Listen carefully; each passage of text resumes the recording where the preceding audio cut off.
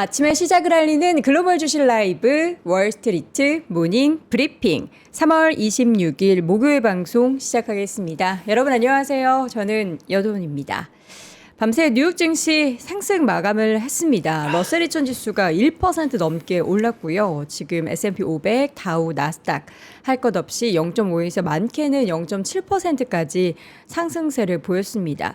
어제 이제 장중에 국제유가의 움직임은 뭐 90달러 선 위에서 등락을 보이곤 했지만 그래도 계속 미국과 이란 간의 협상, 뭔가 고위급 회담이 열릴 것이다라는 그런 소식들이 전해지고 있기는 하거든요. 근데 여전히 이란 쪽에서는 뭐 협상 내용에 대해서 그 15개를 미국이 제안한 내용에 대해서는 거부 의사를 밝혔다라는 내용도 같이 전해지고 있기 때문에 이게 진짜 파키스탄에서 만나게 되는 건지 여부에 대해서는 우리가 명확하게 알 길이 없습니다. 자, 오늘도 저희가 글로벌 인터뷰 시간을 통해서 시장에 이제 가장 주요하게 영향을 미치는 이런 중동 전쟁 관련한 내용들의 심층 인터뷰를 할 예정인데요. 오늘은 서강대학교 유로메나 연구소 성일관 교수님 모시고 이제 전체적인 부분도 확인해 보겠지만 또 이스라엘 쪽의 입장도 중요하니까 관련한 부분을 한번 자세히 여쭤보겠습니다. 자, 그리고 밤 사이에 있었던 다양한 소식도 월간 뉴스레터 통해서 전달 드릴 텐데요. 오늘도 역시나 글로벌 시황맨 박명성 님과 함께 확인해 보도록 하죠. 자, 바로 만나보도록 하겠습니다. 어서 오세요. 네, 안녕하세요. 네, 반갑습니다. 네. 어제 전체적인 시장 분위기가 나쁘지 않았어요. 네, 그렇죠. 아무래도 저희가 어제 이 방송을 준비하다가 있었잖아요. 그 휴전 가능성. 한 달. 예, 그게 그때 보도가 됐었기 때문에 네. 미국은 사실 어제 장 끝나고 이 호재성 이슈가 나온 거잖아요. 그쵸. 그래서 그 이슈가 이제 뒤늦게 간밤에 반영이 됐다. 네. 네, 이렇게 보시면 될 것 같고요. 그게 뭐 어제 저희가 얘기할 때는 이게 정확히 어디에서 나온 것이냐부터 시작해서 맞아요. 좀 믿어도 되느냐 이런 얘기들이 좀 있었는데 결국에는 그 이후의 반응들을 보니까 실제로 진행이 된 것 같더라고요. 예, 휴전 제안을 보낸 거에 맞는 것 네네. 같고 그래서 지금 미국의 입장을 다시 정리해 보면 원래 48시간의 유예를 줬었잖아요. 근데 그리고 나서 5일 동안으로 유예를 늘렸죠. 네. 그거는 살아 있는 겁니다. 5일 안에 뭔가 좀 이 상황이 진전이 되면은 그러면은 우리가 뭐 이후에 지상군이나 이런 것들을 하지 않겠다라고 얘기를 한 건데 그와 동시에 그러면 이런 카드는 어떠냐 한 달 동안의 휴전 카드는 어떠냐 하고 조건을 보낸 거예요. 근데 그거에 대해서 이제 그러면 미국은 기다려야 되는 입장이죠. 그쵸. 네, 이란의 대응과 반응을 기다려야 되는 상황이라서 그래서 다시 말씀드리면 지금 그 딱 보낸 상태에서 그 이후에 미국과 관련된 이야기는 크게 나오지 않았습니다. 네, 미국에서는 이제 이란이 어떻게 나오는지 계속 보면서 반대로는 이제 군대로 이렇게 조금씩 압박을 하고 있죠. 군사적으로 보내면서. 그래서 이란은 아니 이 카드는 보내는데 군사들은 왜 오지? 하면서 이걸 내가 믿어도 되나? 하면서 그거를 계속 저울질하고 있는. 그쵸. 그럼 역으로 그러면 나는 이렇게 하면은 받을게 라고 오히려 조건을 또 던진 그런 상황이고요. 그래서 다시 말씀드리면 이런 내용들이 조금 적었어요. 어제 엊그제에 비해서 그리고 지난주에 비해서 조금 적었고 오히려 뭐 스페이스X 이슈라든지 그리고 메모리 반도체 이슈라든지 이렇게 우리가 원래 보던 뉴욕 증시의 그런 흐름들을 좀 볼 수 있었던 하루였다. 이렇게 보시면 될 것 같습니다. 그러니까 전쟁 얘기 말고도 다른 이슈가 맞아요. 좀 뉴욕 증시를 흔들거나 뭐 오르리거나 이렇게 했으면 좋겠는데 네네. 어제는 좀 그런 날이었다라는 맞습니다. 건데 근데 마감 지수를 한번 보도록 할까요? 네, 상승 그래서 지수가 모두 올랐어요. 맞습니다. 이 상승 출발을 했죠, 당연히. 그러니까 휴전 제한이 있었고 한 달 동안의 휴전 제한이라는 건 정말 많은 분들이 호재로 생각을 했기 때문에요. 근데 그거에 대해서 이란이 우리 받은 적 없는데 뭐 이런 식으로 얘기를 했고 그리고 우리는 전혀 화해할 생각이 없어 이런 식으로 반응이 나오니까 장 초반에 이렇게 좀 흔들림이 있었습니다. 그리고 그럼에도 불구하고 어쨌든 얘기가 좀 진행되고는 있구나라는 사람들이 추론을 해내면서 4개 지수가 모두 상승했다라고 보시면 될 것 같고요. 대부분의 종목들이 그린라이트가 들어온 가운데 조금 아쉬운 건 이 반도체 쪽이죠. 마이크론과 반도체 장비주 그리고 관련된 업체들의 하락이 샌디스크, 시게이트, 웨스턴 디지털 이런 종목들의 하락이 좀 있었습니다. 잠시 후에 말씀드리겠지만 이제 구글에서 뭔가 그 알고리즘을 개발을 했는데 그게 이제 그 마이크론 메모리. 같은 메모리 칩의 그 사용을 좀 줄여도 되는 그러니까요. 쪽으로 효율성을 좀 담보하는 쪽으로 나왔다고 하더라고요.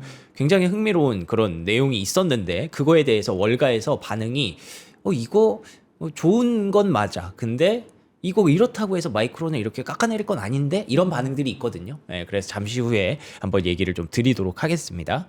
자, 그리고 러셀 2000 쪽에서도 대부분 그린라이트가 많이 들어왔고요. 러셀 2000은 또 아무래도 또 이제 스페이스 X라든지 뭐 이런저런 모멘텀들이 들어왔을 때 좀 반등할 수 있는 그런 모습이기 때문에 강한 시세가 좀 나왔습니다. 자, 10년물 국채 금리가 떨어진 게 가장 이슈였죠. 4.3%. 최근에 이제 유가보다 금리를 더 걱정했던 시장인데 고점 대비해서 조금씩 밀리면서 시장의 불확실성이 완화되는 그림이고요. 달러 인덱스는 소폭이지만 상승했습니다. 여전히 99대. 왜 상승했냐면 뭐 유가가 여전히 90달러대에서 움직이고 있기 때문입니다. 마이너스 1%라고는 하지만 여러분들 이제 매일매일 유가가 얼마로 끝났는지 다 기억하잖아요.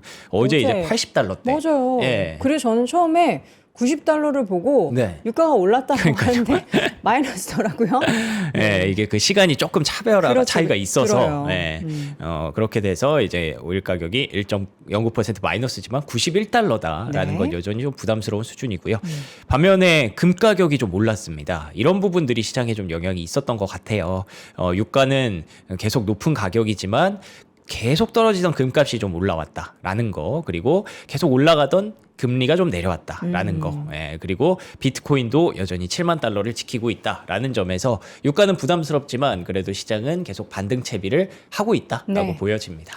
알겠습니다. 자, 오늘 시장의 가장 주요한 이슈들 한번 짚어보도록 하죠. 미국이 이란의 종전 조건으로 15개나 제안을 했어요. 이 15개 계속 나오잖아요. 15개 조항. 뭐예요? 그 구체적으로? 뭐 지금까지 그냥 계속 나왔던 뭐 미국은 이란은 이렇게 해야 되며 뭐 항복을 해야 되며 그다음에 뭐 배상금은 뭐 이런 식으로 하며 15개가 뭐 그 어쨌든 제가 그걸 굳이 다 짚어드릴 건 아니지만 그냥 이란이 좀 받기 힘든 그런 조항들이 꽤 많아요. 이게 5개도 힘든데 네, 그러니까요. 거기 15개다. 그래서 그 종전 조건이라고 돼 있어서 여러분들 좀 헷갈리실 수도 있는데 종전 휴전이 아니고요?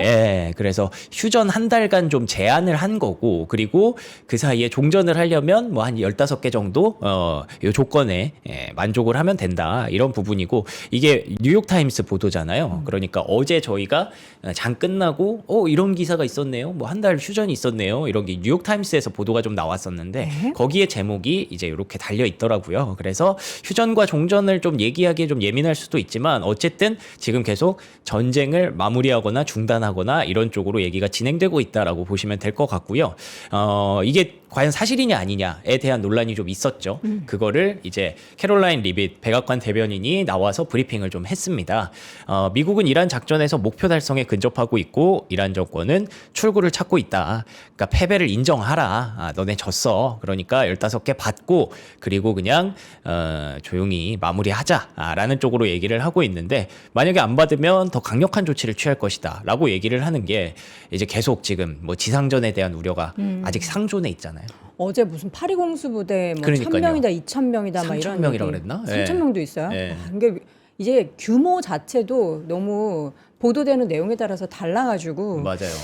근데 이런 거를 이제 매일매일 확인해야 되는 우리 현실이 참 씁쓸합니다. 네. 이란 입장은 어때요? 그래서 미국은 뭐 요 정도밖에 안 나왔고 얘기가, 그래서 이란의 입장이 어떤지를 다들 궁금해했어요. 그쵸. 이걸 받을 것이냐 안 받을 것이냐. 이란 국영 TV에서는 이건 너무 과하다. 그러면서 그 얘기를 하더라고요. 나는 미국이 종전 일자를 마음대로 정하는 게 마음에 안 든다. 미국 마음대로 시작하고 종전도 마음대로 하려고 그러고 나는 그거를 전혀 협력할 생각이 없어. 뭐 이런 식으로 얘기를 하더라고요.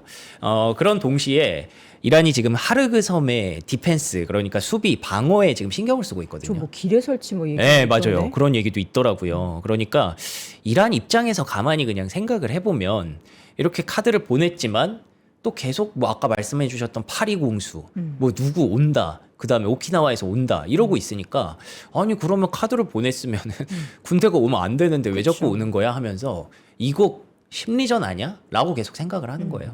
그러면서 이제 그들이 하르그 섬을 때릴 수 있다라는 첩보를 입수했는데, 그렇기 때문에 우리는 방어를 해야 되고, 만약에 때리면 진짜 미국 뭐 무자비한 공격 대상이 될 걸 각오해야 된다라고 약간 긴장한 상태에서 각오해, 너네 진짜 큰일 나 이러면서 지금 기다리고 있는 그런 상황이죠. 네. 그래서 이란이 5개의 조건을 또 제시를 했습니다. 일단은 내가 그걸 받으려면 모든 공격을 즉각적으로 중단하라.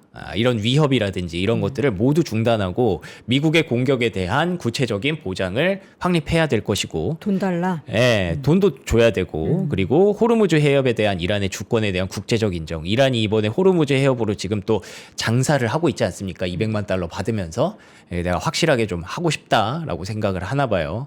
그러면서 모든 전선에서의 전쟁이 종식되는 걸 우리가 확인을 했을 때 이거에 들어간다. 라고 계속 조건을 제시하고 있는 거죠. 예. 그래서 이거를 미국이 받을까? 뭐 그것도 좀 미지수인 상황입니다. 네. 예. 이란은 휴전보다 완전한 종전을 원한다. 그러니까 이것도 이제 박현도 교수님께서도 늘 이란은 늘 뭔가를 확실하게 마침표를 찍어야지. 그러니까 네네. 이게 지켜지지 않을지도 모르는 것에 대한 불확실성이 있어도 항상 마무리를 짓기를 원한다. 이런 그런 것 말씀을 같아요. 주셨잖아요. 예. 그리고 이 상황을 보니까 이란이 일단은 하기 싫고 더 이상 하기 싫고 전쟁을 예, 제일 이제 끝나는 거를 확인하고 싶은 것 같아요. 이란도 예, 나 제발 좀 이제 더 이상 이제 때리지 말아줘에 대한 그 보장을 받고 싶어 하는 것 같아요. 5가지 조항도 그렇고, 네. 그러니까 이란은 휴전 카드가 어때라고 물어본 거잖아요. 근데 여기 FARS라는 곳이 그 이란의 굉장히 강경한 그런 채널, 보도 채널로 알려져 있더라고요. 그래서 휴전보다 완전한 종전이어야 나는 협상에 나갈 것이다. 라고 얘기를 하고 있고요. 아예 나는 무조건 안 해. 이 상황이 아니에요. 오히려 다른 뭐 쿠슈너나 위트코프나 이런 사람들 말고 제이디 벤스가 오면 나는 대화할 용의가 있어. 이렇게 얘기를 하더라고요. 왜 하필 제이디 벤스인지는 모르겠지만 그래서 그런지 뭐 원래 미국의 계획에도 제이디 벤스 가는 게 포함이 돼 있었고 이번 주말 즈음에 제이디 벤스가 또 간다고 하더라고요. 그래서 이게 미국이 이란의 답변을 기다리고 있는 가운데 이란도 협상에 참여할 용의는 분명히 있어 보인다. 네. 이렇게 정리할 수 있겠습니다. 이란은 계속 그 협상에 대한 카드를 뭔가 목줄을 쥐고 있는 것은 결국에는 호르무즈 해협밖에 없잖아요. 그게 그쵸. 제일 강력하니까 예. 지금 또 어떻게 좀 통제를 하고 있을까요? 그러니까 지금 미국은 협상할래라고 하면서 안 하면 너네 이제 군대로 지상전 할 수도 있어라고 하면서 군대를 보내고 있는 상황이고 이란은 그럼 내가 이 조건 제시하니까 협상할래? 안 하면 나는 호르무즈 계속 목줄 잡고 움직일 거야. 라고 서로 이 카드를 압박을 하고 있는 카드가 2가지이라고 보여집니다. 네. 그래서 끝까지 이란은 호르무즈를 활용하려고 하고 있고요. 이러니까 유가가 이런 그 뭐 협상 이런 거에 비해서 유가는 조금 더 올라갔다. 그쵸. 이렇게 보시면 될 것 같습니다. 그래서 200만 달러 뭐 계속 받고 있다라고 하고 있고요. 통행량은 제한적이며 이란 또는 중국과 연계된 선박들만 지금 움직이고 있는데 그래서 이제 아시아의 에너지 위기가 심화되고 있습니다라는 얘기가 있잖아요. 실제로 뭐 좀 먼 나라 얘기긴 하지만 필리핀은 국가 에너지 비상사태를 선포하기도 했다고 합니다. 아무래도 필리핀이 98%를 걸프 지역에서 수입하고 있기 때문에 와 여기는 휘발유 가격이 100% 이상 급등했대요. 이러니까 이제 필리핀은 국가 에너지 비상사태를 선포할 정도로 일부 국가에는 실제 피해가 시작된 그런 상황이고요. 이라크에서도 원유 생산량은 80% 감축을 하면서 분쟁이 지속될 경우 더 생산량이 감소할 수 있다라는 경고를 하고 있습니다. 이렇게 되면 유가는 쉽게 떨어지지는 않겠구나 라는 생각을 좀 할 수 있을 것 같고요. 그리고 갑자기 또 이란이 바브 엘 만데브 저 어디예요, 저기는? 그러니까 홍해 쪽이에요? 별걸 다 공부하게 되네. 예, 홍해 쪽에 여기를 바브 엘 만데브라고 하나 봐요. 또 이름이 어렵네요. 예. 바브 엘만데브. 근데 여기는 사실 이란의 영향력이랑은 거리가 먼데 여기까지 어떻게 하겠다는 건지 모르겠지만 저기를 근데 막겠다고 했었던 그 세력이 있었는데 후티 반군이었나? 아, 누가 그래요? 이제 홍해 쪽 그럴 수 막겠다. 있겠네요. 그러니까 저쪽도 못 나오고 돌아서 우회로 하는 홍해도 막겠다. 뭐 이렇게 음. 얘기를 했었는데 그 항구 이름이 해협 바브 이름이 엘 만데브 예, 라고 합니다. 이것도 그리고 홍해. 외워야겠네요. 바브 엘만데브. 계속 공부를 하게 돼요. 세계 네. 지리를. 예. 여기를 12% 정도가 통과하고 사우디가 또 이쪽을 활용해서 나가려고 하고 있잖아요. 예. 그러니까 뭐 엊그제 그런 얘기도 있었죠. 사우디가 아니 미국아 전쟁 계속 해야 돼. 우리 뭐 참전할 수도 있어. 예, 지금 기회야라는 얘기를 하니까 이란이 그것 때문에 또 긁혔는지 이런 쪽을 또 막아야겠다라고 얘기를 하고 있는데 뭐 이런 변수도 계속 진행되고 있어서 유가는 쉽게 떨어지지 않았다. 이렇게 보여집니다. 자, 트럼프의 탄핵이 지금 이야기가 계속 나오는데 이거 맞습니다. 70%를 그러니까 저도 돌파하고 있다. 놀랐어요. 70% 넘은 줄은 몰랐는데 참여한 칼시- 분들이 다 뭐 민주당 쪽이신가요? 글쎄요. 근데 이 칼시니까 뭐 당 소속이 어딘지를 알 수는 없고 네. 칼시에서 사람들이 보면서 아 트럼프 이대로 가면 탄핵당할 것 같은데 라고 베팅하는 게 벌써 지금 73%까지 올라왔다라고 보시면 되는 겁니다. 그러니까 지금 다시 정리해드리면 미국은 제안을 했고 이란은 그걸 받을까 말까 고민을 하고 있고 근데 군사력 때문에 떨고 있고 그 와중에 호르무즈는 계속 놓지 않으려고 하는데 그러면 미국이 여기서 어떻게 풀어낼 것이냐 과연 이대로 진짜 지상군을 밀어붙일 것이냐 아니면 어떻게든 협상으로 갈 것이냐를 추론할 수 있는 내용이 될 것 같아서 넣어봤어요. 미국인의 59%가 이란과의 전쟁이 도를 넘었다. 이제는 좀 그만해야 된다. 라고 60%가 얘기를 한답니다. 물론 여전히 트럼프 대통령의 지지율은 40% 안팎으로 안정세가 있대요. 그러니까 뭐 미국도 마찬가지로 이게 그 양극단의 뭐 그런 좀 이슈가 있는 것 같아요. 예, 그래서 일부는 뭐 중도파는 근데 어쨌든 이건 좀 그만해야 될 것 같아 쪽으로 넘어가고 있는 거죠. 그러면 어떻게 보면 트럼프 입장에서는 결국에는 뭐 마가를 텃밭을 다지는 것도 중요하지만 중도파를 완전히 빼앗겨 버리면 선거에서 게임이 안 되기 때문에 그쵸. 어쩌면 이제 지금은 이제 진짜로 골든 타임이 지나가고 있을지도 모릅니다. 그래서 또 나왔던 게 미중 정상회담 5월 14일에서 15일로 일정을 못 박았습니다. 원래 뭐 한 달 정도 미뤄질 것이다라고 했는데 이게 무슨 의미가 있냐면 그 캐롤라인 리빗 그 대변인이 오늘 그 기자회견을 했다고 했잖아요. 근데 거기서 정상회담 이전에 그럼 종전이 되는 것이냐 막 이런 것들을 물어봤어요 기자들이. 지금 미중 정상회담이 4월 초에서 미뤄졌잖아요. 네, 5월 5월 달로. 15일로. 네. 그러면은 어쨌든 4월 중에는 늦어도 5월 초 안에는 네. 종전 얘기가 나온다. 그래서 처음에 그 2월 28일에 전쟁이 시작됐고 그리고 나서 트럼프 대통령이 4주에서 6주가 걸린다고 했는데 언제쯤 종전이 되는 것이냐 그랬더니 리빗 대변인이 그 얘기를 했대요. 그거는 계산은 여러분들이 해보세요라고 했대요. 그 4에서 6주의 계산을 그냥 산술적으로 해라. 그러니까 원래는 그 즈음에 그러면 종전을 할 의지가 있었다라는 힌트를 줬다는 거죠. 월스트리트 저널이 보기에. 그래서 월스트리트 저널이 이렇게 타이틀을 뽑았고요. 그래서 어쨌든 종전에 대한 시계가 점점 맞춰지고 있기를 많은 분들이 기대를 하면서 보고 있습니다. 그러니까 미국이 이렇게 종전을 이야기해도 그걸 이제 이란과 또 이스라엘과의 뭔가 이렇게 다 그쵸. 이야기가 합치가 돼야 하는데 네. 아직은 이제 그 평행선에 계속 달리고 있는 듯한 그런 모습들이 보여서 좀 아쉽습니다. 네. 자, 이제 정말 경제 지표 이야기 하겠습니다. 네. 2월에 수출입 물가 지수가 발표가 됐습니다. 네, 2월 자료라서 어떻게 보면은 2월 28일에 전쟁이 시작됐으니까 네. 그 전의 이야기예요. 근데도 불구하고 보시면 수출 물가 지수가 예상치를 1%나 상회했습니다. 예상치가 0.5였는데 1.5. 이 차트가 갑자기 불쑥 이렇게 올라왔죠. 오. 이게 제가 생각을 해봤더니 이 즈음에 이미 유가는 계속 오르고 있었어요. 66달러가 2월의 마지막 유가였는데 네. 그 전에는 계속 60달러 초반이었단 말이에요. 근데 그게 조금씩 이란과의 전쟁이 날 수도 있겠는데 라는 프라이싱을 반영하면서 좀 올랐던 게 영향이 있었던 것 같고요. 2월의 수입 물가 지수는 차트가 더 올라갑니다. 1.3%까지 이렇게 올라가고 있기 때문에 이게 3월로 넘어가면 진짜 CPI 조금 걱정될 수도 있겠다. 맞아요. 이런 얘기들이 슬슬 나오는 그런 지표가 된 거죠. 네. 실제로 미국의 우정청에서 유가가 너무 비싸져서 모든 소포에 대해서 할증료를 부과하기 시작했다고 합니다. 이렇게 되면 유가가 아무리 미국이 에너지 순수출국이라고 하지만 그래도 일부 물가에 계속 영향을 주고 있구나라는 걸 이제 확인하게 되고요. 주택 시장도 금리 압박이 조금씩 심화되면서 30년물 모기지가 이렇게 톡 올라가는 그런 모습을 확인하게 됐습니다. 그래서 어제 KB홈이라고 이제 주택 관련 기업이 실적을 발표했는데 실적도 좀 안 좋았고 가이던스에 대해서도 좀 깎았어요. 왜 그러냐면 유가 때문에 지금 금리 때문에 주택 시장이 그다지 좋아 보이지 않는다. 이런 얘기를 했거든요. 그래서 시장은 이제 유가도 문제지만 금리가 혹시 시장을 짓누르지 않을까 이런 부분들을 계속 걱정하고 있는 거죠. 이 얘기를 어저께 저는 이제 빈센님이 얘기하시더라고요. 네. 이제 금리 올라가는 거, 특히 이제 장기물 올라가는 거를 좀 그러니까요. 시장에 충격을 줄 수 있다라는 그런 얘기를 하긴 하더라고요. 그리고 네. 더불어서 유가 관련해서 우리나라에서도 지금 공무원 차량 오부제 시행한다라는 얘기 여러분들도 들으셨는지 모르겠는데 이게 IMF 뒤에 첫 오부제 시행입니다. 그러니까 이게 우리도 아까 그 우정국에서 요금 올렸잖아요. 유가 네네네. 때문에. 근데 우리나라에서도 어쨌든 지금 가지고 있는 뭔가 해보려고. 어떤 것 네. 뭐 줄여야 되니까 소비를 조금 줄여야 되니까 이런 상황이 펼쳐지고 있는 게 비단 해외일 뿐만 아니라 우리나라도 마찬가지다라는 겁니다.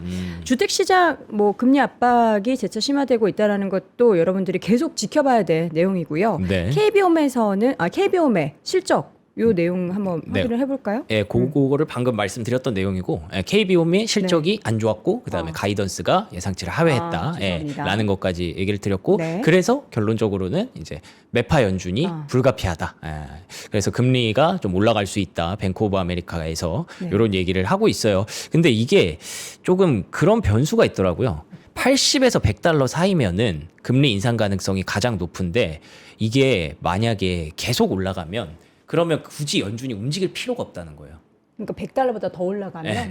시장이 알아서 그런 부분들을 프라이싱을 계속 한다는 거죠. 오. 야, 이건 무조건 금리 인상이야 라고 하면서 알아서 소비를 줄이고 뭔가 알아서 그렇게 가는 영향이 있다고 하더라고요. 근데 물론 그게 뭐 좋은 것만은 절대 아닙니다. 예, 경기 침체가 오는 건데 근데 어찌됐든 지금 상황에서 매파 연준의 가능성 이런 것들을 언급을 하고 있고요. ECB에서 어제 실제로 우리는 언제든지 금리를 인상할 준비가 되어 있어야 한다. 라는 얘기를 했습니다. 이건 22 총재, 라가르드 총재가 직접 한 말이거든요. 그렇기 때문에 뭐 물론 이게 사실은 저는 그 22는 그렇지만 22는 미국보다 금리를 더 빨리 내리기 시작했거든요. 그렇기 때문에 금리를 더 빨리 올리는 상황도 온 건데 다시 말하면 미국은 여전히 금리를 인상할 정도는 아니어서 여전히 매력도가 있다고 보는 그런 시선들이 많아요. 근데 뭐 이런 얘기가 나오면 어쩌면 이제 뭐 미국도 순서대로 갈 수도 있는 거니까 시장을 좀 압박할 수 있는 거고 그래서 이제는 뭐 경기 침체에 대한 걱정들을 하고 있다라는 내용도 있습니다. 실제로 지금 고용이나 유가가 이렇게 올라가니까요. 그래서 또 트럼프 대통령은 아까 말씀해 주신 대로 오부제처럼 뭔가 좀 하려고 이 미국이 또 이제 드라이빙 시즌이 오잖아요. 그러면은 휘발유 가격이 왜 이렇게 올랐어 하면서 트럼프 지지율이 또 떨어질 수 있겠죠. 그래서 배기가스 규제 완화 이게 사실 트럼프 입맛에 또 맞는 정책이긴 하거든요. 이게 원래 이제 환경을 보호하자라고 하면서 있었던 건데 그거를 없애려고 하고 있습니다. 그래서 휘발유 가격과 이런 부담을 떨어뜨리려고 미국도 나름 노력을 하고 있다. 뭐 이런 겁니다. 자, 이 가운데 도이체방크에서는 미국 시장이 중동 전쟁에도 불구하고 견조한 것에 대해서 분석이 내놨어요. 그렇습니다. 세 가지 이유를 얘기를 했는데요. 유가가 이 정도면은 괜찮다. 아직까지 버틸 수 있다. 라는 90달러, 거죠. 80달러 때는 괜찮다. 예, 여기까지는 괜찮다라고 적정 수준이라고 얘기를 하고 있고요. 두 번째로 아직까지는 긴축이 들어가지 않았다. 근데 뭐 긴축에 대한 경고는 계속 나오고 있습니다만 아직은 나오지 않았다라는 거고 세 번째로는 여전히 펀더멘털이 탄탄하다라는 부분들을 얘기를 했는데 이건 뭐 손바닥 뒤집듯이 언제 바뀔지 모르니까 좀 뭐 그냥 도이체방크가 이렇게 견조한 이유다라고 분석을 한 거다라고 보시면 될 것 같은데 EPS 전망치를 봤더니 의외로 최근에 계속 상향이 되고 있더라고요. 기업들의 실적 전망치가. 그러니까 전체적으로도 뭐 볼륨이 높아지겠지만 특정 이제 뭐 우리가 항상 얘기하는 AI 쪽에 있어서의 그것도 있겠죠. 매출이 늘어나는 거. 그래서 이게 이 중동 간의 어떤 텐션이 있음에도 불구하고 S&P 500 기업들은 이렇게 탄탄하다라는 내용으로 블룸버그가 보도를 하더라고요. 그 배경에 대해서 이게 설명이 될지 모르겠는데 UBS에서 1970년대랑은 지금 상황이 많이 다르다는 거예요. 그때 뭐 오일 쇼크 이런 거. 그쵸. 그때 이제 유가 파동 막 이런 거 있었잖아요. 그런 것 때와는 지금은 상황이 많이 다르기 때문에 만약에 유가가 배럴당 100달러 가도 GDP가 뭐 한 2% 정도 지출에 그칠 것이다 라고 보고 있고 유럽에서도 비슷한 감소세를 보이고 있어서 지금 우리가 과거에 그 PTSD가 있어서 계속 유가를 걱정하고 경기 침체 오면 어떻게 이렇게 하는데 UBS가 보기에는 그 정도까지는 아니니까 괜찮아요. 도이체방크도 그 정도까지는 아닙니다 라고 이렇게 얘기를 하고 있는 거죠. 그래서 밸류에이션을 갖고 얘기하는 증권사도 생겨났어요. 시타델에서는 지금 S&P 500 선행 주가 수익 비율이 19.7배, 5년 평균인 20배보다 낮다. 라는 거고요.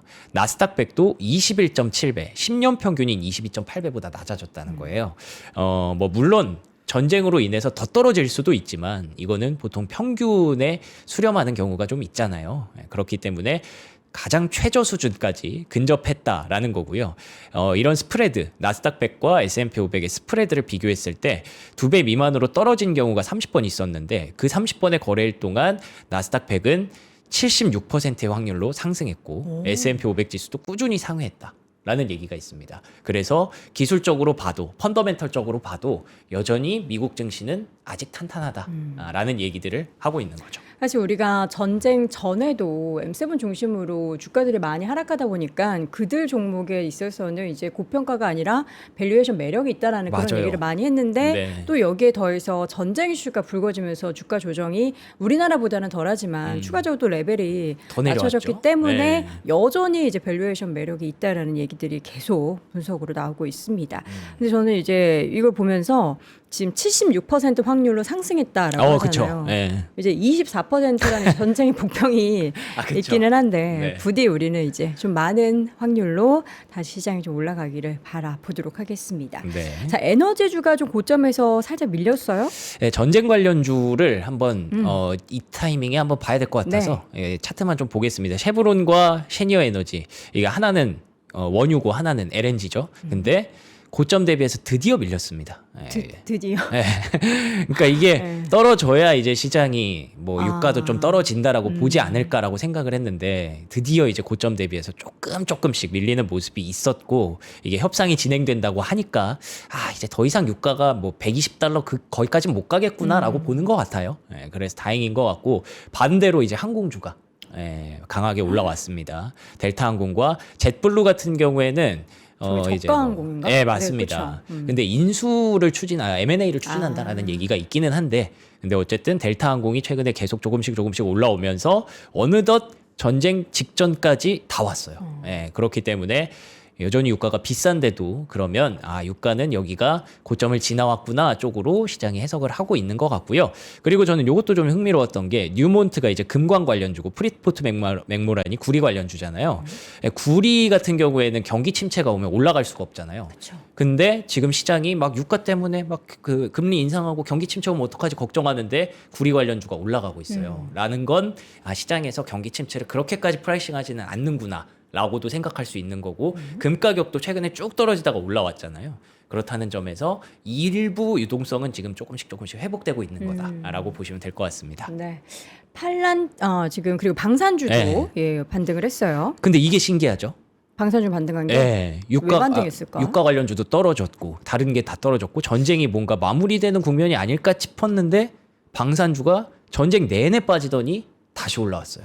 무기를 계속 썼다가 이제 무기가 없으니까 다시 만든다 뭐 이런 뭐 그럴 수도 있을 것 같고 뭔가 이제 실적 시즌이 또 왔잖아요. 이제 조만간 다다음 주면 실적 시즌 오거든요. 네네. 그 부분도 있는 것 같은데 로키드 마틴과 허니월이 반등하는 과정에서 이슈가 하나 있었습니다. 뭐요? 전쟁부가 계속 지금 방산을 어떻게든 키우려고 하죠. 거기서 생산 확대 협약을 체결했다. $5억 투자할 예정이고 생산량을 4배로 늘리고 이게 계속 전쟁부가 압박했던 거잖아요. 지금 거의 준전시야 전쟁하기 전부터 이 생산 늘려야 돼 그런 것들을 지금 이참에 또 협약을 체결하면서 이제 링크가 좀 더 강화되는 모습이었고요. 방산과 전쟁 얘기하면 요즘 빠지지 않는 기업이 또 팔란티어지 않습니까? 그쵸. 골든돔에 대해서 안두릴이라고 이제 드론 만드는 회사가 있어요. 전 세계에서 아마 드론 중에 거의 1, 2등을 다투는 그런 회사로 알고 있는데 아직 상장은 안 했고요. 근데 이 회사랑 둘이 합쳐서 골든돔의 소프트웨어를 또 개발한다고 합니다. 그러니까 미국도 계속 여기저기 전쟁을 하고 다니니까 이제 본인들 방어도 잘해야겠죠. 그래서 골든돔과 관련해서 계속 신경을 쓰고 돈을 쓰고 있는 방사는 진짜 뭐 잊을만 하면 이렇게 올라오는 산업이 맞구나라는 생각이 또 들더라고요. 이제 엔트로픽 얘기는 없죠. 맞아요. 엔트로픽은 팔란티어 미국에서 얘기도. 전쟁부에서 일단 무조건 배제 의 입장을 보여주고 네네. 있는데 그거에 대해서 지금 고민이 되는 것 같아요. 미국도. 과연 이거 없이 우리가 괜찮을까 그러니까요. 고민을 하고 있는 것 같은데 어쨌든 그 이후로는 얘기가 잘 안 나오긴 하네요. 네. 그리고 요거는 뭐 미국 주가에 영향 미친 건 아닌데 그냥 재밌어서 하나 가져왔습니다. 뭐예요? 블룸버그에서 한국 항공우주의 KF-21 양산형이 공개됐다라는 걸 이렇게 기사로 이렇게 보도를 했더라고요. 이러면은 미국에서 방산주 올라갔는데 또 이 우리나라도. 블룸버그가 이런 것까지 알려줬네. 방산주 앞으로 다시 봐도 되나 이런 생각이 좀 드네요. 네. 자, 트럼프 대통령이 AI 관련한 기술 자문위원회를 구성을 했다. 네. 이거 어떤 소식일까요? 여기서 이제 AI 얘기를 또 좀 해보려고 하는데요.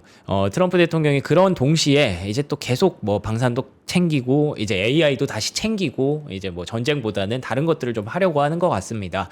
근데 거기 들어가는 인물들이 마크 저커버그, 레리 앨리슨, 젠슨 황 이런 사람들이 들어간다고 합니다. 아무래도 젠슨 황과 레리 앨리슨은 원체 친하죠. 과거에 이제 계속 AI를 뭐 스타게이트 프로젝트 추진할 때부터 같이 갔던 인물들이고 거기에 이제 데이비드 섹스라고 하는 이게 이 사람이 아마 그 코인과 AI 그 차르 그 직책을 하고 있을 거예요. 그 사람이 또 공동위원장을 맡아서 AI를 제대로 밀어보겠다라는 부분들을 구성을 했고요. 관련된 종목들이 그래서 혹시 뭐 반응이 있었는가 하고 찾아봤는데 엔비디아 2% 상승, 메타 플랫폼은 강보합, 메타 플랫폼은 또 이제 계속 사람들을 자른다고 하더라고요. 그쵸, 그런 소식 부분들, 있죠. 감원 소식 때문에 영향도 있었다라고 보시면 될 것 같고 클로드 아까 물어보셨는데 요게 또 흥미로운 종목이 하나 탄생했어요. 펀드라이즈 이노베이션 펀드라고 이게 우리나라로 따지면 그 투자사, 창투사 같은 거예요. 근데 얘네가 엔트로픽을 21% 투자를 하고 있고 데이터브릭스 18%, 오픈 AI 10%, 안두릴 7%, 그리고 스페이스X도 5%를 투자를 하고 있습니다. 뭐 많은 분들이 투자하고 싶은 종목을 다 모아서. 다 갖고 있어요. 그래서 상장하자마자 지금 5일 동안 폭풍 랠리가 계속 이어지고 있어요. 이런 걸 우리가 알았어야 돼. 그러니까 저도 어제 알아서 지금 이 시간에도 계속 올라가고 있더라고요. 그래서. 여러분 혹시 이 종목 미리 알고서 투자하신 분 계신가요? 그러게요. 와. VCX라는 오. 티커고 이 종목이 지금 뭐 스페이스X 얘기도 계속 나오고 그렇죠. 상장 클로드 얘기도 준비하죠. 계속 나오고 그러니까 뭐 어쨌든 이만큼 AI에 대한 관심은 시장에서 여전하다. 뭐 이런저런 얘기는 있어도 여전하다라고 보시면 될 것 같습니다. 자, 빨리 구글 그 얘기 좀 해주세요. 예. 아유, 그러네요. 해드릴게요, 여러분. 이제 시간이 왔습니다. 왜 메모리 관련주가 하락을 했을까? 마이크론이 어느덧 지금 5거래일 연속 하락이더라고요. 고점 찍고 실적 발표하고 나서 5일 연속 하락이 나와서 조금 아쉬웠고 샌디스크도 고점 대비해서 3.5% 계속 밀리고 있는 그림인데 이게 처음 나와서 저도 뭐 일단 기사들만 읽고 말씀드리는 거라서 뭐 명확하게 어떤 기술인지에 대해서는 아마 전문가분들이 더 잘하실 것 같은데 터보 퀀트라는 게 나왔다고 합니다. 네. 구글에서 터보 퀀트라는 그 알고리즘 같은 기술을 발표를 했대요. 보니까 메모리 병목 현상이 너무 심하니까 캐시 메모리를 최소 6배 줄이고 정확도 손실 없이 최대 8배의 속도 향상을 제공하는 새로운 캐시 압축 방식이라고 합니다. 네. 이거를 산술적으로 판단하면 메모리가 6배 줄고 뭐 8배의 속도가 늘어나니까 이 정도로 곱해서 뭐 이렇게 메모리 개수가 필요한 게 수요가 떨어지나 이런 생각을 할 수 있게 되는 거죠. 그래서 월가에서 이걸 보고 야, 이 영향이 없지는 않겠는데? 라고 일단 웰스파고에서는 얘기를 합니다. 이 기술이 널리 채택된다면 비용 곡선에 아주 긍정적인 영향을 미칠 수 있다. 특히 구글에게 되게 좋을 수 있다라는 부분이고요. 근데 저 터보 컨트를 쓰려면 네.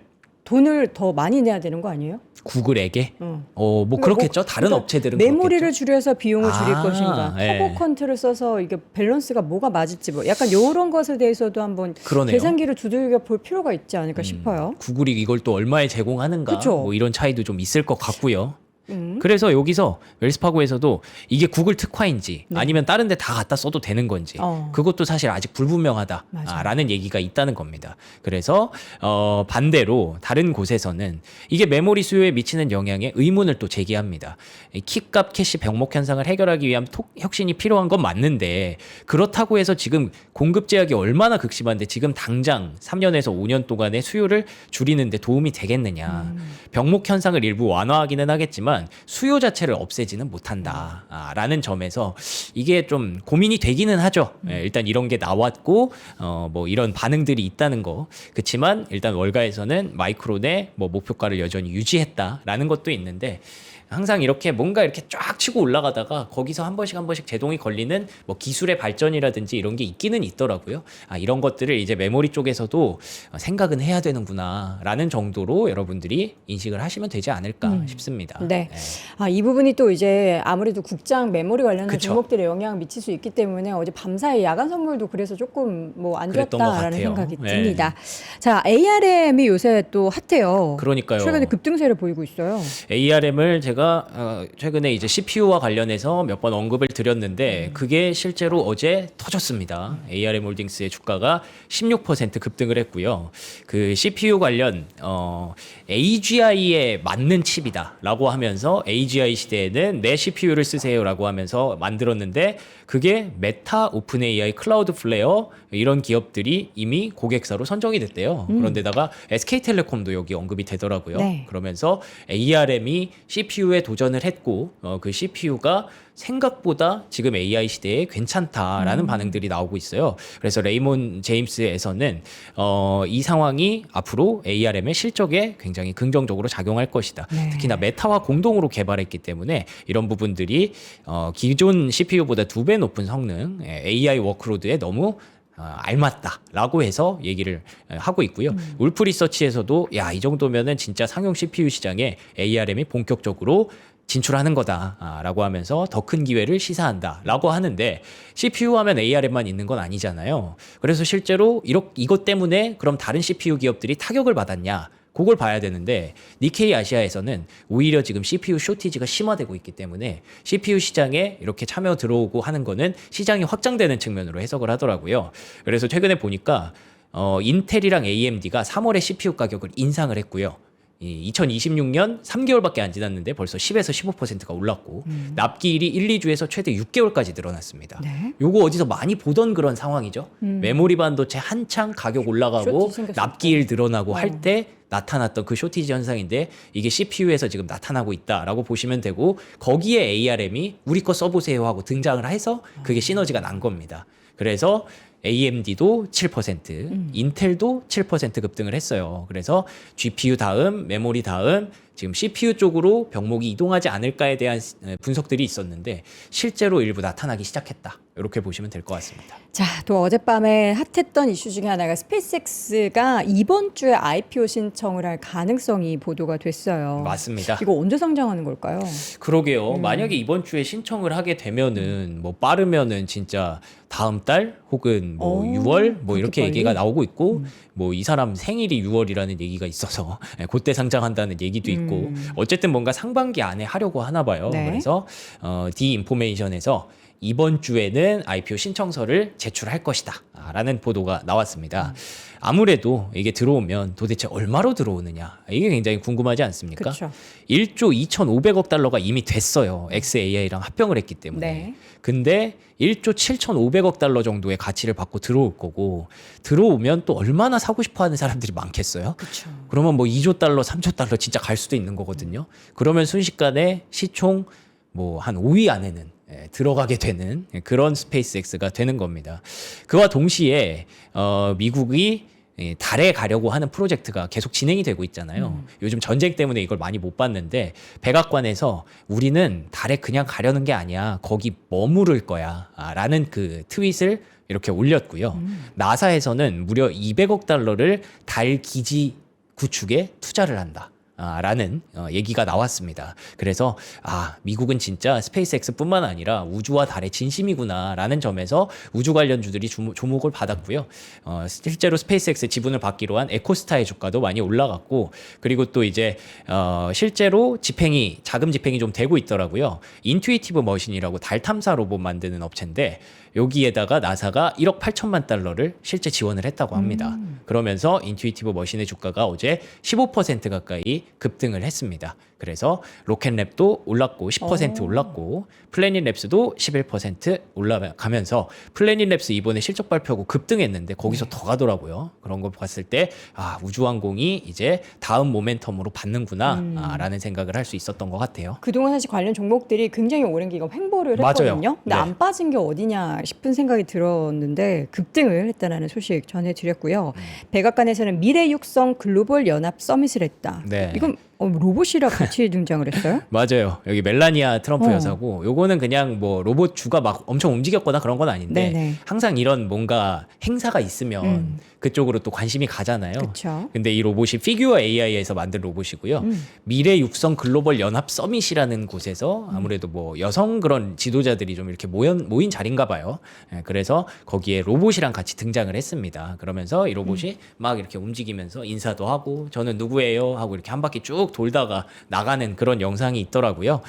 그래서 혹시 이것 때문에 로봇주가 좀 움직일까 싶어서 한번 가져와 봤고 네. 아마존도 파우나 맞아요. 로보틱스라는 회사를 인수했다고 해서 로봇 투자도 이제 다시 시동이 좀 걸리는구나. 전체적으로 봤을 때 우리가 전쟁 때문에 막 이런 거 많이 못 봤잖아요. 네네. 네, 그래서 좀 여러 개 한번 가져와 봤습니다. 알겠습니다. 이게 어제 장 끝나고 났던 소식인데 전쟁 얘기하느라 또 이런 얘기를 여러분께 전달드리지 못했습니다. 부디 이제 전쟁이 빨리 종전되고 이런 미국 관련한 기업 소식 또 매크로 관련한 소식을 전달해드리는 날이 빨리 왔으면 좋겠고 지금 더 기다리는 거 여러분들도 기다리시는 그거 북경오리 여러분 8차로 돌아왔어요. 야. 기억하시는지 모르겠지만 저는 이제 핫딜에서 맛있는 음식들은 이렇게 딱 먹어보고 맛있으면 주문을 바로 해요. 북경오리가 탑3 중에 꼽혀요. 거의 한번 제일 많이 주문한 먹는 거 중에는 1등일 거예요. 이거 진짜 여러분 구입해서 드셔보세요. 제가 이거는 감동이다 이거. 이거 우리 매니저님이 이렇게 이거 진짜 너무 해주셨어. 감동이다 이거. 밀전병 아까 들어있나요 했는데 들어있습니다. 돌돌돌 말아서 드시면 되고 저게 저렇게 슬라이스 돼서 나온 게 아니라요. 통으로 나옵니다. 북경오리가 통으로 나와서 여러분들이 원하는 두께. 그러니까 우리가 좀 보통 이제 마트에서 파는 거는 되게 얇게 슬라이스 돼 있는데 요거는 도톰하게 한 손가락 마디 정도로 이렇게 썰어가지고 북경오리니까 이렇게 밀전병에 말아서 뭐 오이 넣어서 드셔도 되고 이렇게 드실 수 있게 딱 준비를 했는데 제가 늘 말씀드리지만 저는 이걸 이제 사랑하는 사람한테 보내주라. 이거 맛있으니까 맛있는 거 혼자 먹으면 안 되잖아요. 사랑하는 사람께 보내줘라. 요거 왜냐면 가격대도 좋습니다. 3만 원대. 2+1으로 두툼하게 드실 수 있는 제품이고 북경오리 한번 저도 먹어볼게요. 3만 원대. 너무 맛있어요 진짜로. 이거는 나올 때마다 나올 때마다 실패가 없고 도톰하고 야 이거까지 이렇게 이쁘게 싸주셔서 너무 감사드립니다. 예. 조리하기도 진짜 편해요. 나는 기름이 조금 없게 오리 기름에서 좋다라고 하는데 그래 좀 더 담백하게 드시고 싶다면은 에어프라이어에 기름 빠지게 해서 구우시면 되고 나는 그냥 전자레인지 돌려서 먹고 싶어. 그렇게 하셔도 되고 아니면 썰어서 프라이팬에 이렇게 볶듯이 둥글둥글 이렇게 해가지고 그렇게 드셔도 됩니다. 진짜 맛있어요. 제가 지난번에 한번 난리 났던 제품 하나 있었잖아요. 갈비찜 솔드아웃 돼버리고 북경오리도 여러분 자주 오지 않아요. 8차라고 하는데 이게 텀이 좀 있어요. 그렇기 때문에 여러분들 원하셨던 분들 한번 드셔보시길 바라도록 하겠습니다. 이어서 북경오리 먹고 나면은 과식할 수 있어요. 맛있어서. 그럴 때 어떻게 해야 되죠? 걷거나 뛰어야 됩니다. 그냥 일반 신발 신고 걷거나 뛰면은 발이 또 아파요. 그렇기 때문에 저희가 오늘 트랙스타 기능성 슈즈 한꺼번에 보여드립니다. 이게 컬러가 4가지 컬러가 준비되어 있어요. 이렇게 민트 컬러도 있고 핑크도 핑크 있네요. 컬러. 남잔 이쁘다. 핑크죠. 남잔 핑크죠, 네? 여러분. 왜요? 어려워요? 요 핑크 어려워요? 자, 핑크 컬러. 야, 봄이니까 벚꽃 컬러도 함께 준비가 되고 4가지 컬러고요. 사이즈는 남녀 공용. 다 할 수 있고 이게 되게 신기하더라고요. 이 뒤에 뒤꿈치 있잖아요. 네. 이걸 뒤로 이렇게 어? 누르잖아요. 그러면은 이게 끈이 풀린대요. 손대지 않고 쓱 신는 1초 착용을 편하고 요 뒤로 이렇게 탁 신을 때 뒤꿈치를 누르면 요거네. 조이고 벗을 때는 스위치를 누르면 간단하게 신고 벗을 때. 오, 되게 특이하다. 요게 요 이제 뒤에 앞에 이렇게 쫙 연결돼 있구나. 요 선이 이렇게 요 뒤에 하면은 연결돼서 맞아요. 요거 이렇게 돌리면은 되고 그다음에 요거 누르면은 쫙 풀리고. 맞아요. 너무 신기해. 여러분들 요새는 운동화도 그냥 나오면 이제 안 돼요. 이런 기술이 들어가 있어야 됩니다. 기술이 들어가 있는 트랙스타 신발은 여러분들 굉장히 가볍고요. 지금 무게가 가볍고 편안하게 그리고 기능성도 갖추고 있다라는 거 확인해 보시기 바랍니다. 요건 저희가 6만 원대 준비했으니까요. 저는 요거 이제 부모님 커플 신발로 사드려도 되게 좋을 것 같다라는 생각이 듭니다. 자, 이렇게 해서 오늘 2가지 제품은 영상 하나 링크 통해서 핫딜 확인해 보시고요. 지금까지 글로벌 시황맨 박명성님 함께했습니다. 고맙습니다. 맞습니다.